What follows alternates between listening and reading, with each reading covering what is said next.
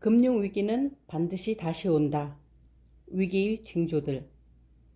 벤 버냉키, 티머시 가이트너, 헨리 폴슨 주니어 지음. 출판사는 이레미디어입니다. 경제도서 위기의 징조들은 많은 분들이 추천사를 써주셨는데요. 워렌 버핏은 세계 최악의 경제 위기에 맞선 3명의 해결사 덕분에 관련 자료들을 찾을 필요가 없어져서 기쁘다. 이 책을 통해 나는 이전에 알지 못했던 많은 것을 배웠다. 정책을 만드는 사람들이 미래에 생길 위험을 대비하기 위해 이 책을 읽기 바란다 라고 말했습니다. 위기는 반복된다. 이 책은 1930년대 대공황 이후 가장 심각한 경기 침체이자 금융 시스템이 완전히 붕괴되기 직전까지 이른 2008년 미국 금융위기가 발생한 원인부터 해결책에 이르기까지 포괄적인 내용을 담은 자료이자 미래에 발생할 금융위기에 준비할 수 있는 훌륭한 실전 대응 매뉴얼이다.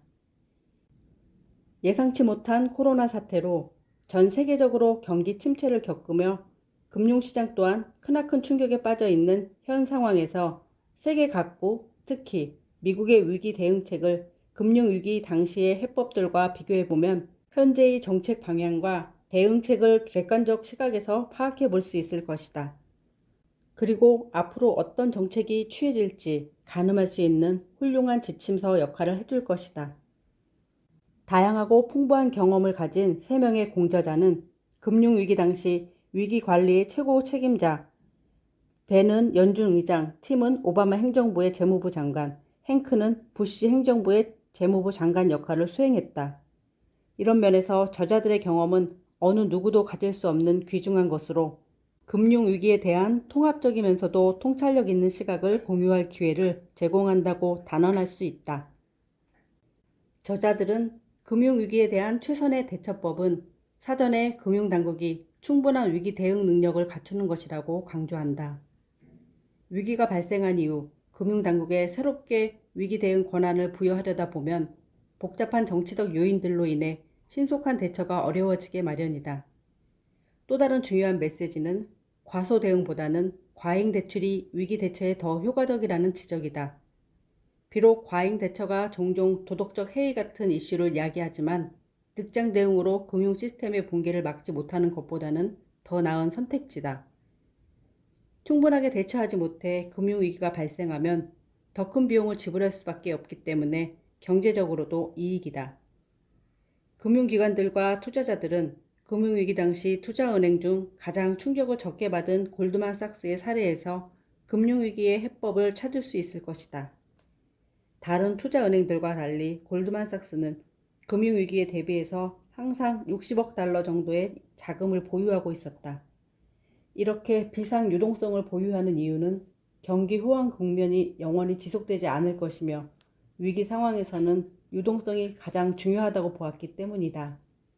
금융 시스템은 본질적으로 항상 붕괴될 위험을 안고 있게 마련이다.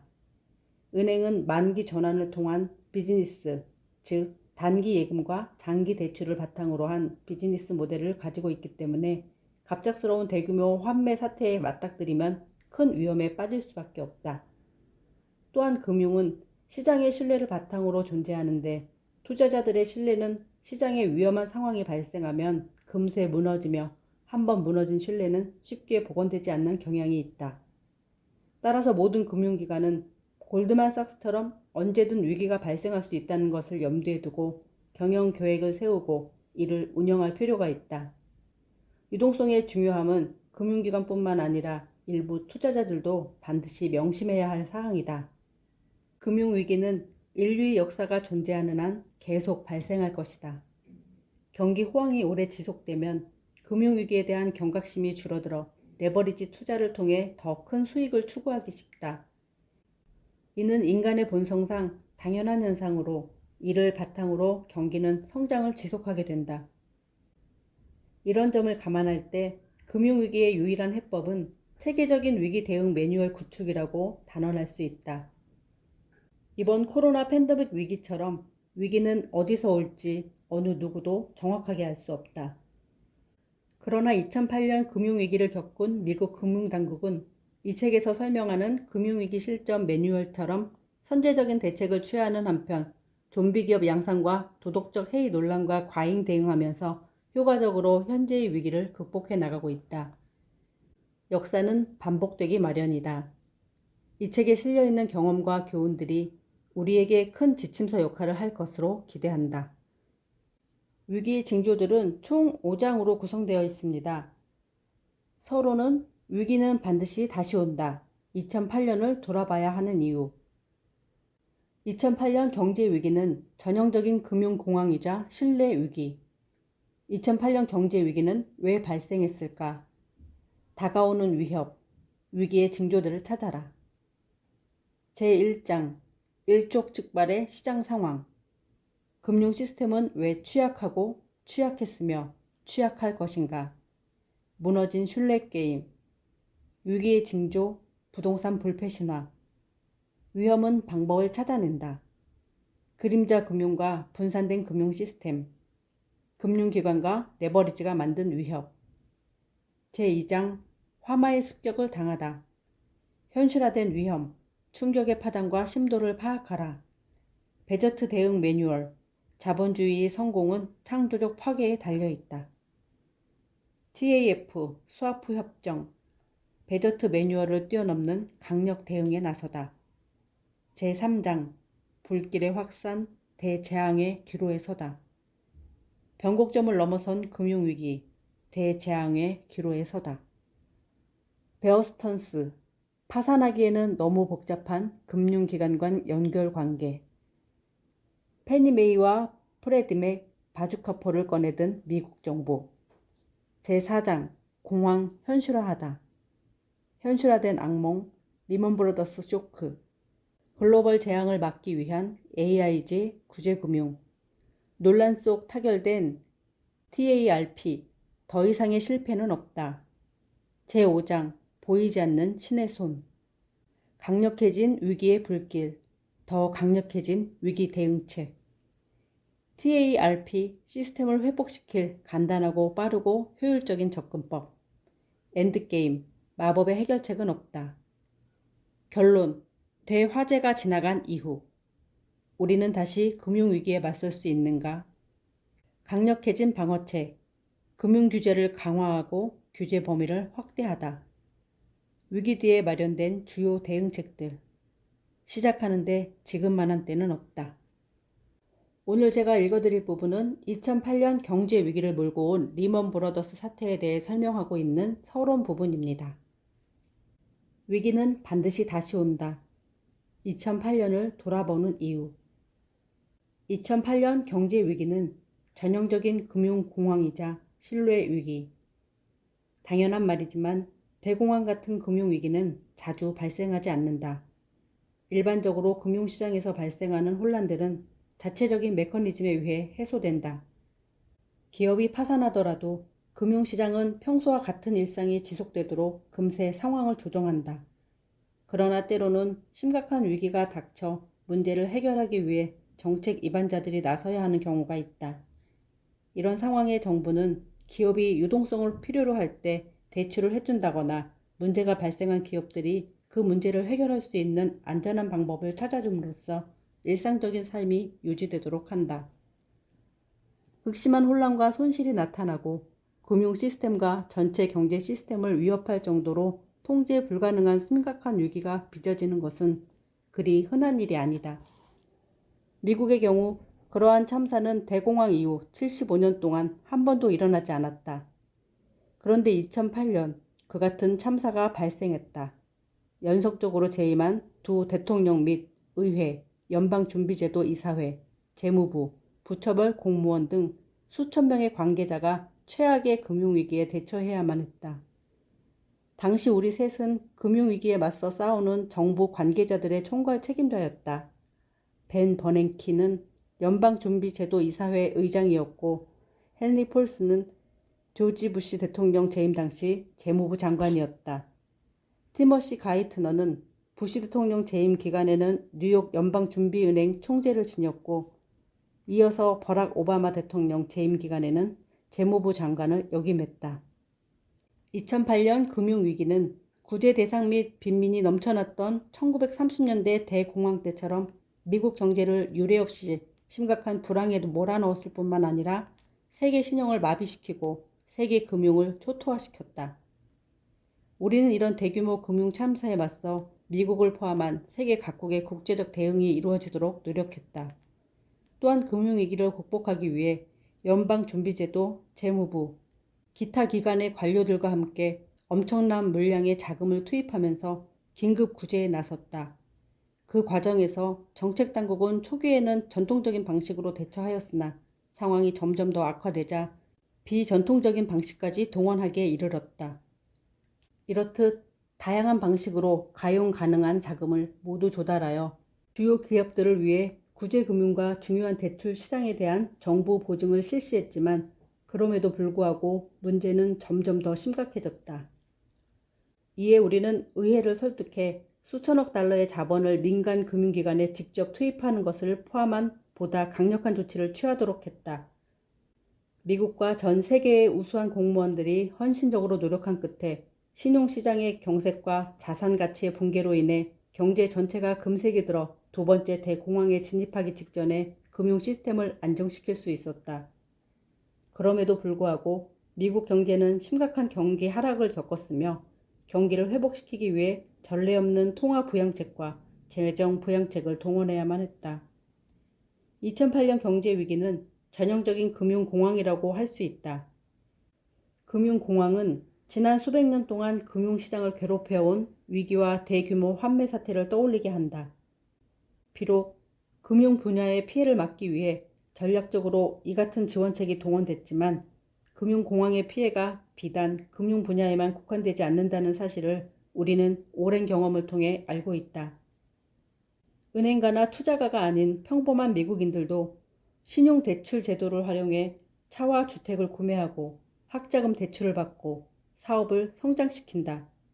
따라서 신용제도를 훼손시키는 금융위기는 금융 엘리트뿐만 아니라 일반 가정에도 피해를 주는 심각한 경기 침체를 초래할 수밖에 없다.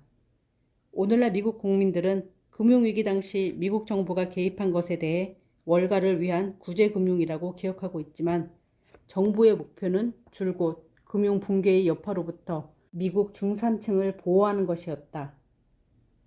설령 금융위기를 촉발한 사람을 도와주는 것 말고 다른 방법이 없더라도 위기 상황을 우선적으로 해결하는 것이 금융위기로 인한 경제적 손실을 최소화하는 유일한 방법이라고 본 것이다. 금융위기를 겪은 지 10년이 지난 지금 그러한 위기가 어떻게 전개되었는지 되돌아보고 향후 일어날 위기에 대비해서 피해를 줄이는 데 도움이 될 만한 교훈은 무엇인지 깊이 생각해 볼 필요가 있다. 우리 모두는 당시의 경험을 이미 회고록으로 남겼지만 함께 해결할 일들과 그를 통해 배운 점들, 그리고 금융위기 해결 지침을 마련하는 데 바탕이 된 이론과 이를 실행한 과정에 관해 이야기하고 싶었다. 우리는 서로 배경도 다르고 성격도 전혀 다르다. 심지어 금융위기 전에는 잘 모르는 사이였다. 하지만 문제를 해결하면서 효과적으로 협력할 방법을 찾아냈고 금융 분야에 발생하는 문제들을 해결하는 데 있어서 몇 가지 기본 원칙을 적용해 볼 수 있었다. 금융위기가 재발하는 것은 이에 대한 사람들의 기억이 희미해지기 때문이다. 이런 이유로 당시의 상황을 자료로 남겨 우리가 경험을 통해 알게 된 중요한 교훈을 전달하고자 한다. 그때 일어난 일을 계속해서 상기하고 향후 금융위기가 발생했을 때 금융 전문가들이 그 폐해로부터 경제를 지켜내는 데 도움이 되기를 바란다. 2008년 경제위기는 왜 발생했을까? 2008년 경제위기는 왜 발생했으며 어째서 그토록 피해가 컸던 것일까? 다시 말하자면 2008년 경제위기는 전형적인 금융공황인 동시에 주택담보대출 유동화증권, 즉 모기지 대출에 대한 신뢰 위기에서 촉발된 대규모 환매 사태였다. 금융위기는 대부분의 경우 신용버블, 즉 과도한 차입 때문에 촉발된다. 2008년 금융위기 당시 금융기관들뿐만 아니라 많은 가게가 위험하게도 과도한 레버리지를 사용해서 필요자금을 대부분 대출로 조달했다. 게다가 다음 두 가지 이유 때문에 위험은 더욱 증폭됐다. 첫째, 기존 은행 시스템의 규제와 보호 감독이 미치지 못하는 금융기관들에게 너무나 많은 위험이 전가되었다는 점이다. 둘째, 작은 위기에도 쉽게 흔들릴 수밖에 없는 불안정한 단기 대출 형태로 너무 많은 대출이 이루어졌다는 점이다. 이런 취약성들은 다음과 같은 요인들 때문에 더 심각한 상황을 초래했다. 바로 미국 금융 규제 기관들의 권한이 지나치게 나누어져 있는 점, 규제 당국과 기관들이 뒤엉켜 있는 점, 그리고 변화하는 시장과 급격한 금융 혁신에 발맞추는 데 실패한 규제 등이다. 그리고 금융 혁신 중 하나로 꼽히는 유동화 증권이 기초 자산인 모기지 자산에 내재된 위험에 대한 공포가 금융 시스템 전체의 안정성에 대한 공포로 전이되는 데 큰 역할을 했다. 다시 말해 월가가 모기지론을 다양한 방식으로 분해하고 재구성해 복잡한 금융 상품에 편입시켰는데 현대 금융 산업 전반에 확산되어 있던 이 금융 상품들이 위기를 더욱 부추긴 측면이 있다. 금융 시스템이 비정상적으로 장기간 안정세를 보여왔고 주택 가격이 무한정 계속 오를 것이라는 시각이 일반적 통념으로 자리 잡고 있었으며 월가와 워싱턴 정가 그리고 학계의 전문가들마저 심각한 금융위기는 과거의 일일 뿐이라고 치부했던 경기 호황기에는 이러한 문제들이 그리 중요해 보이지 않았다. 그러나 주택가격 버블이 터지자 손실에 대한 두려움으로 투자자와 채권자들이 MBS와 관련된 모든 부분에 대한 투자 비중을 급격하게 줄이면서 투매가 발생했다. 이는 마진콜로 이어졌으며 이런 상황은 또 다른 투매와 마진콜을 촉발했다. 금융공황은 신용시장을 얼어붙게 했고 경제 전반에 대한 자신감을 상실하게 만들었다. 그에 따른 실직과 부동산 담보 압류로 금융제도는 결국 극심한 공황 상태에 빠진다. 10년이 지난 지금 금융공포와 경제적 고통의 악순환은 대중의 기억에서 희미해지기 시작했다. 그러나 혼란과 공포에 휩싸였던 당시 상황은 과장해서 말할 필요가 없을 정도로 심각했다. 2008년 9월 한 달 동안 다음과 같은 일이 한꺼번에 일어났다. 1930년대 대공황 이후 가장 크고 놀라운 정부 개입인 거대 모기지 기업 페니 메이와 프레디 맥이 갑작스러운 국유화. 미국 역사상 가장 큰 규모의 리먼 브러더스 파산. 메릴 린치 증권의 몰락과 뱅크 오브 아메리카로 인수합병. 리먼 브러더스보다 더 큰 규모의 파산이 될 수 있었던 보험회사 AIG를 구제하기 위한 850억 달러의 정부 구제 금융. 미국 역사상 연방정부가 보증하는 은행들 중 가장 큰 규모의 두 은행, 와코비아와 워싱턴 뮤추얼 은행 파산. 현대 월가와 동일시되는 투자은행 비즈니스 모델의 멸종. 머니마켓 펀드 MMF에 대해 3조 달러에 달하는 사상 최초의 정부 보증. 기업 어음에 대한 1조 달러의 추가 보증. 전체 금융 시스템 안정을 위한 7천억 달러 규모의 정부 지원 법안이 거부되고 나서 시장이 급락한 후 의회 승인. 이 모든 일이 대통령 선거 기간에 일어났다. 블라디미르 레닌이 살아있었다면 이렇게 말했을 것이다. 수십 년 동안 아무 일도 발생하지 않았다. 단지 몇 주 사이 수십 년에 걸쳐 일어나야 했을 일들이 한꺼번에 일어났다. 이것이 바로 우리가 금융위기를 겪으면서 느꼈던 감정이다. 초기의 연준의 힘은 이 같은 공황 상태를 멈추기에 역부족이었다. 그 이유 중 일부는 연준이 일반 상업은행에 대해서는 감독권이 있었지만 실제 문제가 발생한 비은행권 금융기관에 대한 권한은 매우 제한적이었기 때문이었다. 그러나 우리는 의회를 설득해 결국 연준이 금융 시스템에 대한 신뢰를 회복하는 데 필요한 권한을 갖게 만들어 공황에 사로잡혀 무차별적인 환매에 나선 사람들을 진정시킬 수 있었다.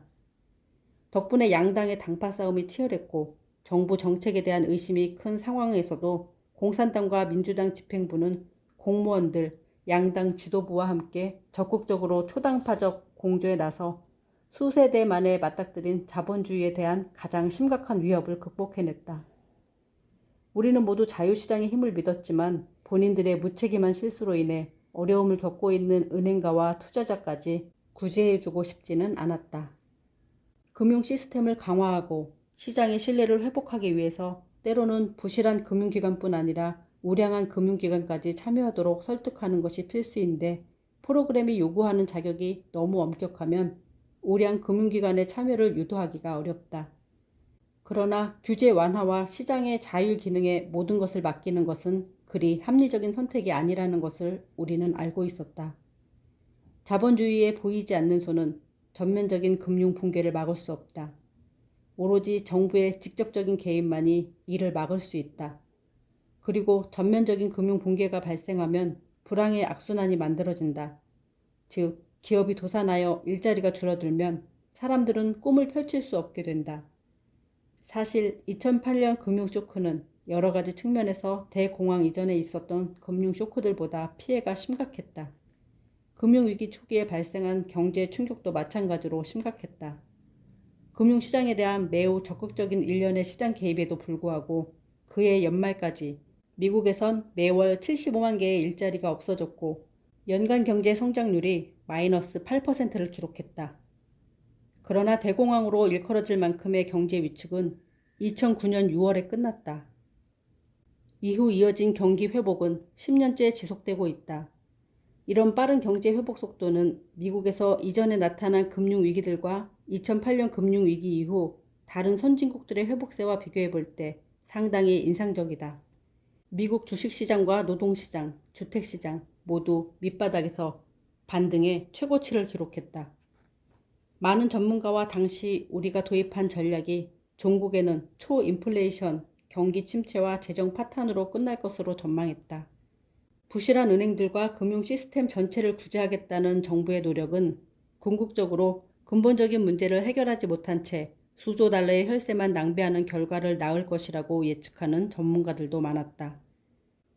그러나 이 같은 예측과 달리 상대적으로 단기간 내에 경제가 플러스 성장으로 돌아서고 금융 분야가 제대로 작동하기 시작했다. 금융위기에 대처하기 위해 동원한 다양한 금융 정책들은 결과적으로 미국 납세자들에게 상당한 이익을 가져다 주었다. 그러나 금융위기는 미국 가계들, 광범위한 미국 경제, 그리고 미국 정치 시스템에 치명적이고 깊고 오래 지속되는 상처를 남겼다. 미국 정부가 동원할 수 있는 모든 수단을 사용해 통합적이고 강력한 구조 노력을 펼치지 않았으면 금융위기로 인한 피해는 훨씬 더 커졌을 것이다. 다가오는 위협, 과거의 교훈으로 위기의 징후를 찾아라. 그럼 이제 우리는 더 안전해진 걸까? 미국 정부 및 세계 각국은 가까운 미래에 발생할 수 있는 새로운 금융위기 재앙의 가능성을 줄이기 위해 대대적인 금융개혁안을 입법화했다. 이러한 개혁으로 금융기관은 더 많은 자본을 확충하고 부채 비율은 더 적어지고 더 많은 유동성을 확보해서 취약한 단기 자금에 대한 의존도를 줄일 수 있었다. 요약하면 현재 금융위기에 대처하는 시스템과 법규는 과거보다 훨씬 더 강화되었다. 하지만 불이 나지 않는 건물이 없는 것처럼 금융위기에 대한 완벽한 예방책은 없다. 특히 미국은 민간 금융시장에 정부가 개입하는 것에 대해 국민의 반발이 심하다. 이에 정치권은 향후 구제금융을 동원해야 할 상황이 없기를 바라면서 정부의 금융위기 관리 기능을 상당 부분 축소해왔다. 현실적으로 정책 당국자의 권한 제한은 아무리 선의의 의도에서 시도되었더라도 다음에 금융위기가 발생할 때 상황을 더욱 악화시킬 가능성이 높고 그로 인해 발생할 경제적 피해는 당연히 더욱 심각해질 수밖에 없다. 구제금융을 금지한다는 입법이 모든 시나리오에서 실제로 구제금융 상황을 막을 거라는 믿음은 강력하지만 위험한 착각이다. 구제금융에 대한 반발은 불가피하고 이해할 만하다. 비록 수백만 명의 사람이 일자리 또는 집을 잃게 되는 상황을 막지는 못했지만 공황을 멈추게 하고 무너진 금융제도를 수습하려는 정부의 조치는 궁극적으로 성공했다. 그러나 정부는 결과적으로 금융 시스템 붕괴에 일조한 사람들에게도 혜택을 줄 수밖에 없었다.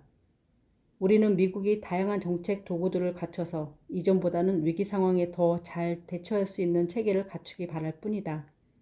2008년 금융위기가 피해가 컸던 이유 중 하나는 정부의 금융위기 초기부터 사용할 수 있는 강력한 정책 도구들이 부족했기 때문이다.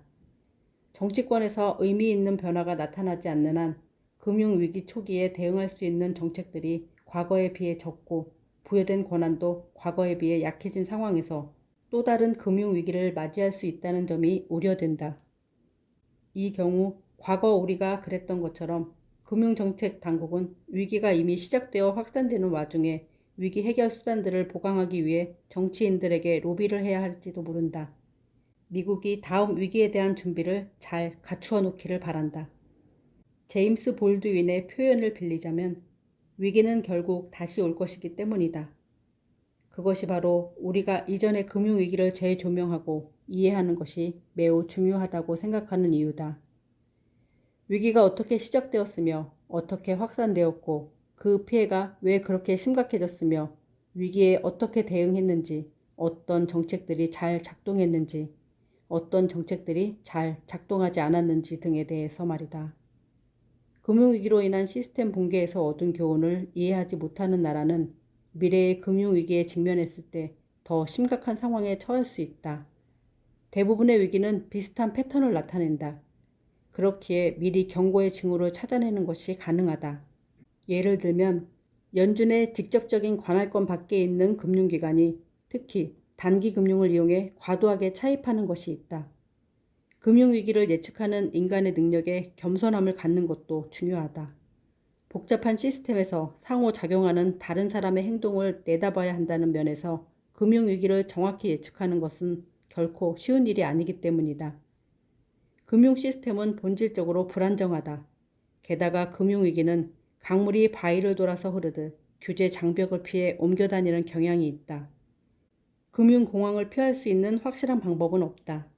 시장에 대한 과신이나 혼란을 피할 확실한 방법이 없기 때문이다. 즉, 금융위기가 언제 어떤 방식으로 발생할지는 모르지만 사람은 누구나 결국 한 번은 죽는 것처럼 금융위기는 반드시 발생하게 되어 있다. 또한 금융위기는 위기에 대처하는 예술과 과학의 다양한 경험을 줄 수 있다. 금융위기를 사전에 예측하는 것만큼이나 위기 초기에 그 크기가 어느 정도일지 가늠하는 것 역시 어려운 일이다. 시장에서 부실기업이 부도가 나도록 그냥 두는 것은 일반적으로 시장이 건강하다는 증거다.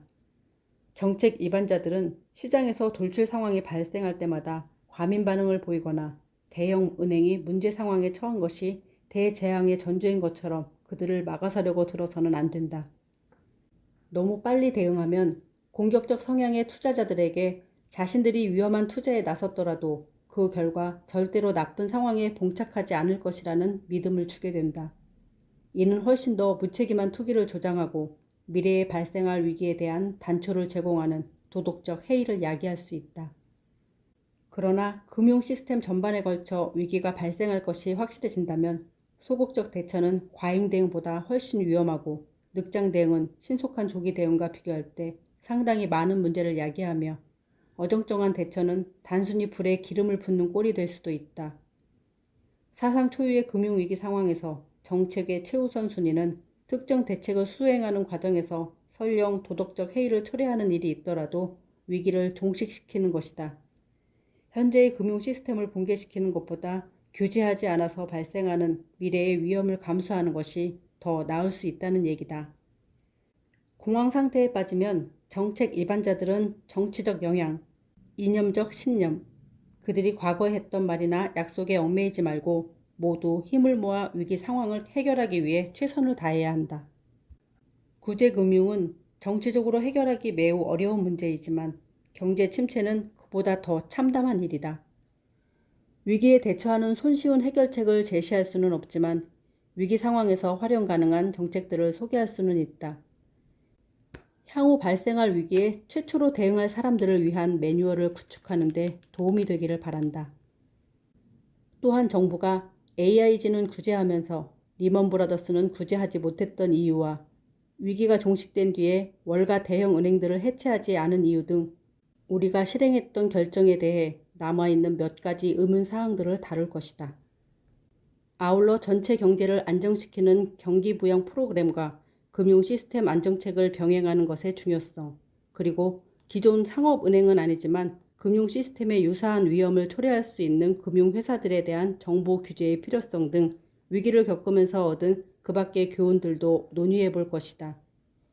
금융전쟁의 안개 속에서 우리가 직면한 여러 가지 난제에 대해 의사결정을 하는 데 있어 재무부, 연준, 연방예금보험공사 등의 경험있고 헌신적이며 경쟁적이기보다는 협력적인 전문가들로 구성된 팀을 갖추어 두는 것이 얼마나 중요한지에 대해서도 얘기할 것이다.